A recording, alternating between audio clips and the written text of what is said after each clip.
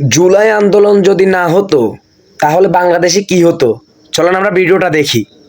জুলাই আন্দোলনটা না হতো তাহলে কি হইতো? 1 নম্বর, হাসিনা ক্ষমতায় থাকতো এবং তার 29 সাল পর্যন্ত মেয়াদ। 2, চেয়ারম্যান সাহেব ফেরত আসতেন না। কোন চেয়ারম্যান সাহেব? বিএনপির চেয়ারম্যান সাহেব, ভারপ্রাপ্ত চেয়ারম্যান। জি, তার আসতেন না।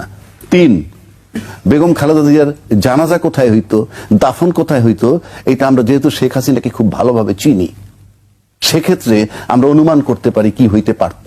এবং সেক্ষেত্রে ভাইটাল রোল, যাকে তাড়ানোর জন্য 15 বছর নাকি সবাই আন্দোলন করেছে, সেই 15 বছর আন্দোলন করেছে, একটা সময়ের ব্যবধানে আমরা দেখছি দায়িত্বশীল বড় দল বলছে এই আন্দোলনের সাথে তারা নাই। ভালো কথা, নাই। তারপরেও বিএনপির বহু লোক ওখানে আন্দোলনে গেছে কেন?